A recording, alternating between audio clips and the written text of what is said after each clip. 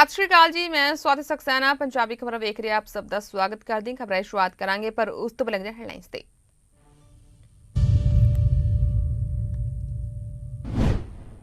खेती कानूनों खिलाफ किसान अंदोलन लगातार ही जारी। मई के पहले हफ्ते संसद वाल कूच करेंगे किसान। 14 अप्रैल को किसान मनाउणगे संविधान दिवस।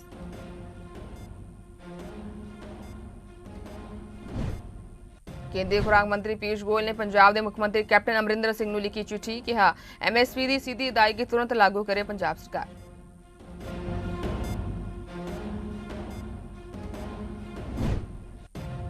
पंजाब में पिछले 24 घंटे दौरान कोरोना कारण 56 मौतां होईयां। 2452 नवे केस आए सामने।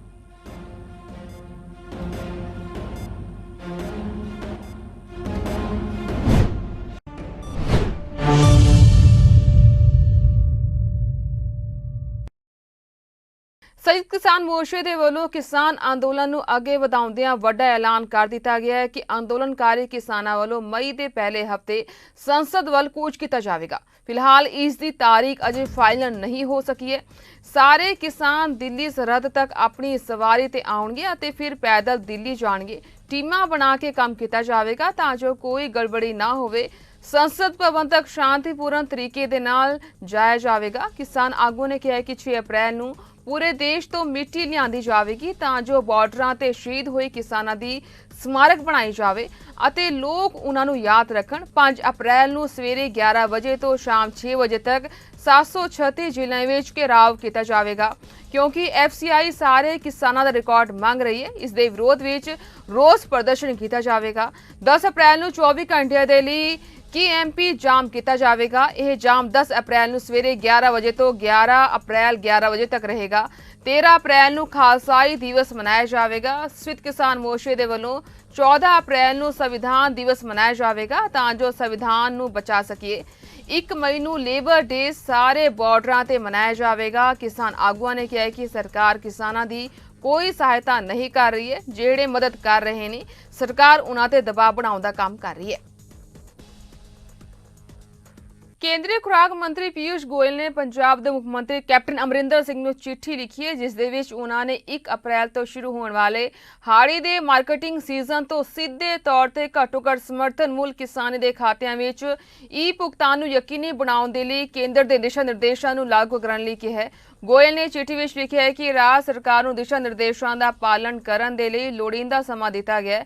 राज ने हुण तक इन्हां व्यवस्थावां को लागू नहीं किया। गोयल ने कहा कि किसानों के हित विच पंजाब राज सरकार को बेनती है कि किसानों को सीधे ऑनलाइन भुगतान के दिशा निर्देशों के अनुरूप उन्हां दा खरीद अते भुगतान प्रक्रिया को कारगर बनाया जाए। उनका कहना है कि सूबे को इस मामले में होर छूट नहीं मिलेगी। दस दे कि पंजाब में कणक की खरीद 10 अप्रैल तो शुरू हो रही है।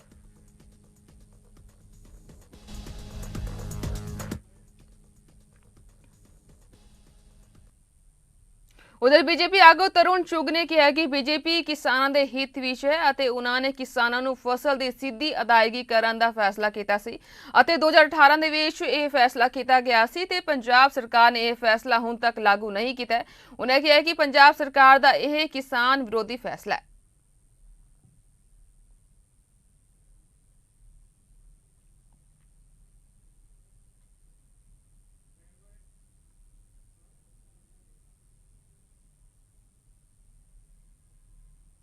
पाकिस्तान सरकार ने भारत के नाल व्यापार बहाल करने का फैसला लिया है। इमरान खान सरकार कैबिनेट की इकोनॉमिक कोआर्डीनेशन कमेटी ने भारत नाल व्यापार सेवा फिर तो बहाल करने को मंजूरी दे दी है। इस दे नाल ही पाकिस्तान दे विच कॉटन कपा इंडस्ट्री नूं राहत मिलेगी अते पाकिस्तान विच खंड के भाव विच कमी विच आ सकेगी। रिपोर्ट मुताबक इकोनॉमिक कोआर्डीनेशन कमेटी ने अहम फैसला लैंदे होया भारत नाल व्यापारक संबंध मुड़ तो बहाल करने का फैसला लिया है। इस फैसले अधीन पाकिस्तान सरकार ने प्राइवेट कंपनियों को भी भारत तो कॉटन अते खंड खरीदने की मंजूरी दे दी है। रिपोर्ट मुताबक पाकिस्तान की टैक्सटाइल इंडस्ट्री कॉटन की कमी कारण बुरी तरह नाल प्रभावित हो रही सी अते पिछले कई महीने तो टैक्सटाइल इंडस्ट्री पाकिस्तान सरकार ते भारत तो कॉटन खरीदने के लिए दबाव बना रही सी। पाकिस्तान विच कॉमर्स मिनिस्ट्री का कार्यभार भी इमरान खान कोल ही है। लिहाजा यह फैसला प्रधानमंत्री इमरान खान ही करना सी अते हुण इमरान खान सरकार ने भारत तो कॉटन अते खंड खरीदने का फैसला किया।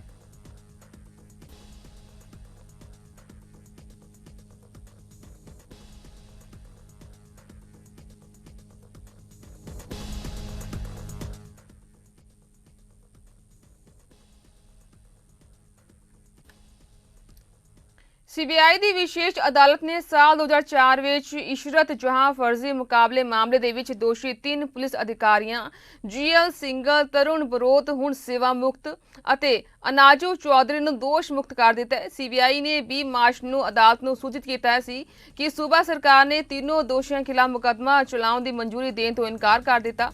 ਅਦਾਲਤ ਨੇ 2020 ਦੇ ਆਦੇਸ਼ ਵਿੱਚ ਟਿੱਪਣੀ ਕੀਤੀ ਸੀ ਕਿ ਉਹਨਾਂ ਨੇ ਦੋਸ਼ੀ ਪੁਲਿਸ ਅਧਿਕਾਰੀਆਂ ਅਧਿਕਾਰਤ ਜ਼ਿੰਮੇਵਾਰੀ ਤਹਿਤ ਕੰਮ ਕੀਤਾ ਸੀ। ਇਸ ਦੇ ਲਈ ਏਜੰਸੀ ਨੂੰ ਮੁਕੱਦਮੇ ਦੀ ਮਨਜ਼ੂਰੀ ਲੈਣ ਦੀ ਜ਼ਰੂਰਤ ਹੈ।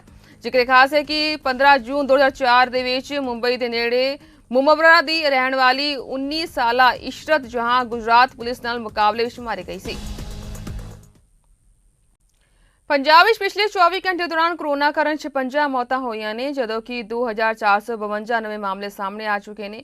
ਇਸ ਦੇ ਕਾਰਨ ਐਕਟਿਵ ਮਰੀਜ਼ਾਂ ਦੀ ਗਿਣਤੀ ਹੁਣ 23,832 ਹੋ ਚੁੱਕੀ ਹੈ, ਜਦੋਂ ਕਿ ਸੂਬੇ ਵਿੱਚ ਹੁਣ ਤੱਕ ਕੁੱਲ ਪੋਜ਼ਿਟਿਵ ਮਰੀਜ਼ਾਂ ਦੀ ਗਿਣਤੀ ਵੱਧ ਕੇ 23,97,034 ਹੋ ਗਈ ਹੈ, ਜਦੋਂ ਕਿ 20,90,034 ਮਰੀਜ਼ ਠੀਕ ਹੋ ਕੇ ਘਰਾਂ ਨੂੰ ਪਰਤ ਚੁੱਕੇ ਨੇ।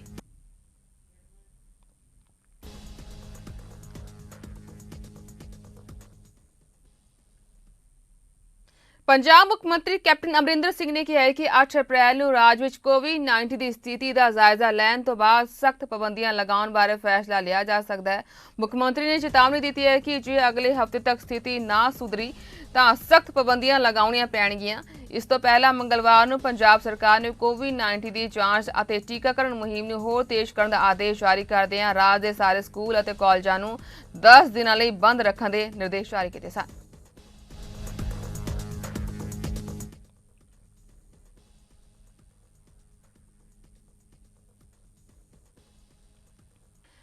Suzuki motorcycle India private limited ਨੇ ਸ਼੍ਰੀ ਗੁਰੂ ਹਰਕ੍ਰਿਸ਼ਨ ਸਾਹਿਬ ਹਸਪਤਾਲ ਬਾਲਾ ਸਾਹਿਬ ਲਈ 5 ਐਂਬੂਲੈਂਸਾਂ ਭੇਟ ਕੀਤੀਆਂ ਨੇ। ਇਹ ਐਂਬੂਲੈਂਸਾਂ ਇੱਥੇ ਦਿੱਲੀ ਸਿੱਖ ਗੁਰਦੁਆਰਾ ਪ੍ਰਬੰਧਕ ਕਮੇਟੀ ਦੇ ਜਨਰਲ ਸਕੱਤਰ ਹਰਮੀਤ ਸਿੰਘ ਕਾਲਕਾ ਨੇ ਪ੍ਰਾਪਤ ਕੀਤੀਆਂ। ਦਿੱਲੀ ਗੁਰਦੁਆਰਾ ਕਮੇਟੀ ਦੇ ਪ੍ਰਧਾਨ ਮਨਜਿੰਦਰ ਸਿੰਘ ਸਿਰਸਾ ਅਤੇ ਜਨਰਲ ਸਕੱਤਰ ਹਰਮੀਤ ਸਿੰਘ ਕਾਲਕਾ ਨੇ ਕੰਪਨੀ ਵੱਲੋਂ ਬਾਲਾ ਸਾਹਿਬ ਹਸਪਤਾਲ, ਜਿੱਥੇ ਦੇਸ਼ ਦਾ ਸਭ ਤੋਂ ਵੱਡਾ ਮੁਫਤ ਕਿਡਨੀ ਡਾਇਲਿਸਿਸ ਹਸਪਤਾਲ ਚਲਾਇਆ ਜਾ ਰਿਹਾ ਹੈ, ਵਾਸਤੇ ਇਹ ਐਂਬੂਲੈਂਸਾਂ ਭੇਟ ਕਰਨ ਤੇ ਕੰਪਨੀ ਦਾ ਧੰਨਵਾਦ ਕੀਤਾ ਹੈ।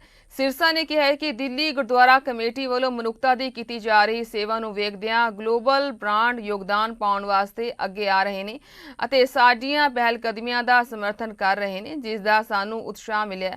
ਕਾਲਕਾ ਨੇ ਕਿਹਾ ਕਿ ਕੰਪਨੀ ਦੇ ਵੱਲੋਂ ਕੁੱਲ 18 ਐਂਬੂਲੈਂਸਾਂ ਹਸਪਤਾਲ ਨੂੰ ਦਾਨ ਕਰਨੀਆਂ ਨੇ, ਜਿਸ ਵਿੱਚੋਂ 5 ਬਾਲਾ ਸਾਹਿਬ ਹਸਪਤਾਲ ਵਿੱਚ ਦਿੱਤੀਆਂ ਗਈਆਂ। ਜਿਹੜੇ ਸੁਜ਼ੂਕੀ ਮੋਟਰਸਾਈਕਲਸ ਬਣਾਉਂਦੇ ਆ, ਦੇਸ਼ ਦੀ ਸਭ ਤੋਂ ਜ਼ਿਆਦਾ ਵਿਕਣ ਵਾਲੀ ਮੋਟਰਸਾਈਕਲ ਹੈ ਜਿਹੜੀ, ਉਹਨਾਂ ਨੇ ਆਪਣੇ CSR ਅਕਾਊਂਟ ਦੇ ਵਿੱਚ ਅੱਜ 5 ਐਂਬੂਲੈਂਸਾਂ ਜਿਹੜੀਆਂ ਇੱਥੇ ਦਿੱਤੀਆਂ ਨੇ ਗੁਰਦੁਆਰਾ ਹਸਪੀਟਲ ਜਿਹੜਾ ਸਾਡਾ ਬਾਲਾ ਸਾਹਿਬ ਵਿਖੇ ਹੈਗਾ। ਔਰ ਇਹਨਾਂ ਨੇ ਜਿਸ ਤਰੀਕੇ ਦੇ ਨਾਲ ਸੁਣਿਆ ਕਿ ਜੋ ਦਿੱਲੀ ਸਿੱਖ ਗੁਰਦੁਆਰਾ ਪ੍ਰਬੰਧਕ ਕਮੇਟੀ ਦੀ ਟੀਮ ਕੰਮ ਕਰ ਰਹੀ ਹੈ, ਜਿਸ ਤਰੀਕੇ ਦੇ ਨਾਲ ਇਹ ਸੇਵਾਵਾਂ ਮੈਡੀਕਲ ਲਾਈਨਸ ਦੇ ਵਿੱਚ ਕਰ ਰਹੀ ਹੈ, MRIs ਔਰ ਬਾਲਾ ਸਾਹਿਬ ਦੇ ਵਿੱਚ ਜਿਹੜਾ ਡਾਇਲਿਸਿਸ ਦਾ ਹੋ ਰਿਹਾ, ਸੋ ਇਹਨੂੰ ਦੇਖਦੇ ਹੋਏ ਇਹਨਾਂ ਦੇ ਵਿੱਚ ਇਹ ਗੱਲ ਆ ਗਈ ਕਿ ਜਿਸ ਤਰੀਕੇ ਦੇ ਨਾਲ ਮਾਨਵਤਾ ਦੀ ਸੇਵਾ ਇਹ ਕਮੇਟੀ ਕਰ ਰਹੀ ਹੈ, ਅਸੀਂ ਇਹਨਾਂ ਦਾ ਸਹਿਯੋਗ ਕਰੀਏ।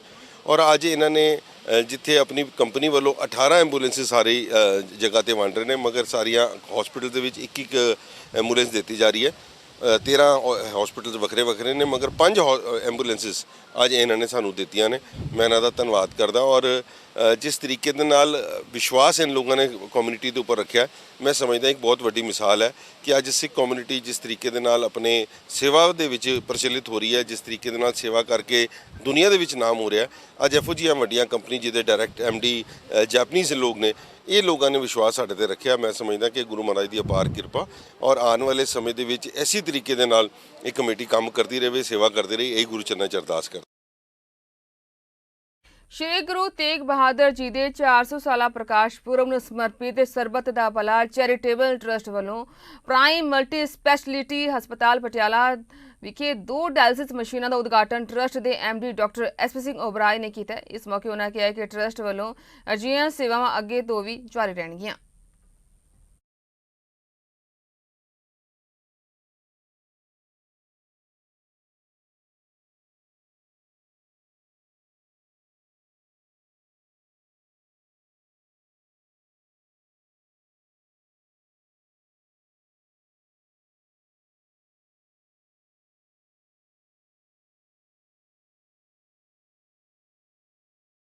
ਸਰਬੱਤ ਦਾ ਭਲਾ ਚੈਰੀਟੇਬਲ ਟਰਸਟ ਵੱਲੋਂ 5-6 ਸਾਲ ਪਹਿਲਾਂ ਇਹ ਡਿਸਾਈਡ ਕੀਤਾ ਗਿਆ ਸੀ ਕਿ ਡਾਇਲਿਸਿਸ ਜਿਹੜੀ ਬਿਮਾਰੀ ਹੈ ਆਪਾਂ ਸਾਰੇ ਜਾਣਦੇ ਹਾਂ, ਇੱਕ ਤਾਂ ਮਹਿੰਗੀ ਬੜੀ ਹੈ, ਇੱਕ ਸਭ ਤੋਂ ਵੱਡੀ ਪ੍ਰੋਬਲਮ ਸੀ ਕਿ 100 150 ਕਿਲੋਮੀਟਰ ਤੱਕ ਡਾਇਲਿਸਿਸ ਨਹੀਂ ਸੀ ਹੁੰਦਾ। ਇਸ ਚੀਜ਼ ਨੂੰ ਦੇਖਦੇ ਹਾਂ ਔਰ ਮਹਿੰਗਾ ਬੜਾ ਸੀ, ਸੋ ਟਰਸਟ ਵੱਲੋਂ ਅਸੀਂ ਫਿਰ ਟੀਚਾ ਮਿੱਥਿਆ ਸੀ ਕਿ 200 ਯੂਨਿਟ ਜਿਹੜੇ ਅਸੀਂ ਇੱਥੇ ਲਗਾਵਾਂਗੇ, ਜਿਨ੍ਹਾਂ 'ਚੋਂ ਸਾਡੇ 100 ਦੇ ਕਰੀਬ ਦੇ ਯੂਨਿਟ ਸਿਰਫ ਪੰਜਾਬ 'ਚ ਲੱਗੇ ਹੋਏ ਨੇ। ਇਸ ਤੋਂ ਇਲਾਵਾ ਸਾਡੀਆਂ 9 ਸਟੇਟਾਂ ਹੋਰ ਨੇ ਜਿਹੜੀਆਂ, ਉਹਨਾਂ ਵਿੱਚ ਸਾਡੇ ਯੂਨਿਟ ਲੱਗ ਚੁੱਕੇ ਆ। ਈਵਨ ਕੋਚੀਨ ਲੱਗੇ ਹੋਏ ਨੇ, ਗਵਾਲੀਅਰ ਲੱਗੇ ਆ, ਰਾਜਸਥਾਨ 'ਚ ਲੱਗੇ ਹੋਏ ਨੇ, ਹਿਮਾਚਲ ਕਵਰ ਕੀਤਾ, ਹਰਿਆਣਾ ਕਵਰ ਕੀਤਾ। ਅਤੇ ਅੱਜ ਫਿਰ ਇੱਥੇ ਪਟਿਆਲਾ ਵਿੱਚ ਵੀ ਮੈਂ ਦੱਸਣਾ ਚਾਹਾਂਗਾ ਕਿ ਸਾਡੇ 21 ਯੂਨਿਟ ਪਹਿਲਾਂ ਆਲਰੇਡੀ ਚੱਲ ਰਹੇ ਨੇ। ਪਟਿਆਲਾ ਡਿਸਟ੍ਰਿਕਟ ਵਿੱਚ 2 ਯੂਨਿਟ ਅੱਜ ਹੋਰ ਲੱਗ ਰਹੇ ਨੇ, ਇੱਥੇ ਪ੍ਰਾਈਮ ਹਸਪੀਟਲ ਅੱਜ ਲਗਾਏ ਗਏ ਨੇ।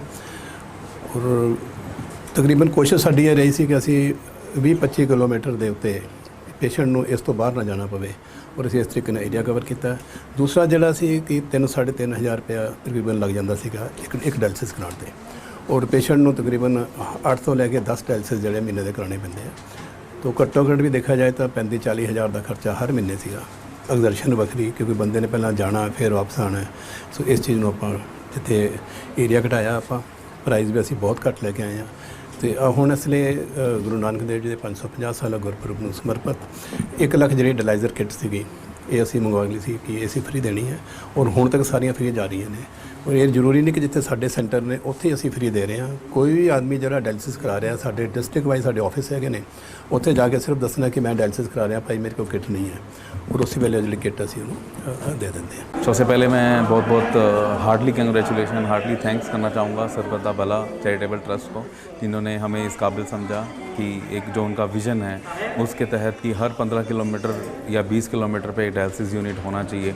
क्योंकि डायलिसिस जो देखा जाए कि किडनी की जो डिजीज़ हैं वो बहुत ज़्यादा बढ़ती चली जा रही हैं, जिसके जो डायलिसिस है बहुत एक इम्पॉर्टेंट पार्ट है। तो जो लोग थे उनको बहुत दूर ट्रैवल करना पड़ता था, जिसका डायलिसिस एक बार कराने का खर्चा कम से कम 3,000-4,000 भी आता है।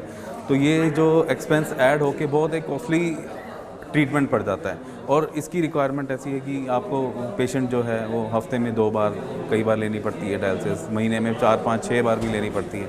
तो ये जो सरबत दा भला चैरिटेबल ट्रस्ट का विज़न है कि हर कुछ किलोमीटर्स पर और बहुत ही सस्ते में जो ट्रस्ट का रेट है 100 रुपये से लेकर 650 तक रेट है। तो ये मैं बहुत थैंक्स करना चाहूँगा कि प्राइम मल्टी स्पेशलिटी हॉस्पिटल को इस काबिल समझा, इसकी उनके विज़न के साथ चलने के लिए हमें मौका मिला है। ਹੁਸ਼ਿਆਰਪੁਰ ਵਿੱਚ ਵੱਖ-ਵੱਖ ਠੇਕਾ ਮੁਲਾਜ਼ਮ ਯੂਨੀਅਨਸ, ਜਿਨ੍ਹਾਂ ਵਿੱਚ ਪਾਵਰਕੌਮ ਠੇਕਾ ਮੁਲਾਜ਼ਮ ਯੂਨੀਅਨ, ਜਲ ਸਪਲਾਈ ਠੇਕਾ ਮੁਲਾਜ਼ਮ ਯੂਨੀਅਨ ਅਤੇ ਪਨਬਸ ਠੇਕਾ ਮੁਲਾਜ਼ਮ ਯੂਨੀਅਨ ਦੇ ਮੁਲਾਜ਼ਮਾਂ ਵੱਲੋਂ ਪੰਜਾਬ ਸਰਕਾਰ ਵਿਰੁੱਧ ਅਰਥੀ ਫੂਕ ਮੁਜ਼ਾਹਰਾ ਕੀਤਾ ਗਿਆ। ਇਸ ਮੌਕੇ ਮੁਲਾਜ਼ਮਾਂ ਵੱਲੋਂ ਹੁਸ਼ਿਆਰਪੁਰ ਦੇ ਸ਼ਹੀਦ ਊਧਮ ਸਿੰਘ ਪਾਰਕ ਤੋਂ ਲੈ ਕੇ ਸਥਾਨਕ ਬੱਸ ਸਟੈਂਡ ਚੌਕ ਤੱਕ ਰੈਲੀ ਵੀ ਕੱਢੀ ਗਈ। ਇਸ ਮੌਕੇ ਮੁੱਖ ਮੰਤਰੀ ਕੈਪਟਨ ਅਮਰਿੰਦਰ ਸਿੰਘ ਦਾ ਪੁਤਲਾ ਫੂਕਦਿਆਂ ਮੁਲਾਜ਼ਮ ਆਗੂਆਂ ਨੇ ਕਿਹਾ ਹੈ ਕਿ ਉਹ ਪਿਛਲੇ ਲੰਮੇ ਸਮੇਂ ਤੋਂ ਆਪਣੀਆਂ ਮੰਗਾਂ ਨੂੰ ਲੈ ਕੇ ਸੰਘਰਸ਼ ਕਰਦੇ ਆ ਰਹੇ ਨੇ, ਪਰੰਤੂ ਸਰਕਾਰ ਉਹਨਾਂ ਦੀ ਸਾਰ ਨਹੀਂ ਲੈ ਰਹੀ ਹੈ।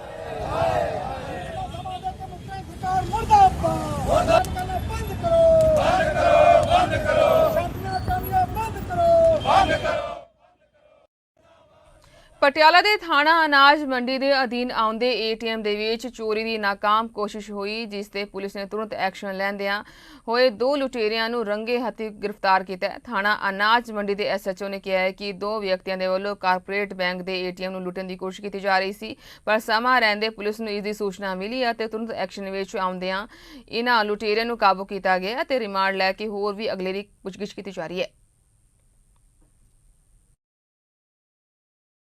ਇਸ ਤੋਂ ਆ ਗਿਆ ਦੇਸ਼ ਵਿਦੇਸ਼ ਦੀਆਂ ਖਬਰਾਂ ਵੇਖਣ ਦੇ ਲਈ ਤੁਸੀਂ ਬਣਿਓ ਚੜ੍ਹਦੀ ਕਲਾ ਟਾਈਮ ਟੀਵੀ ਦੇ ਨਾਲ। ਧੰਨਵਾਦ।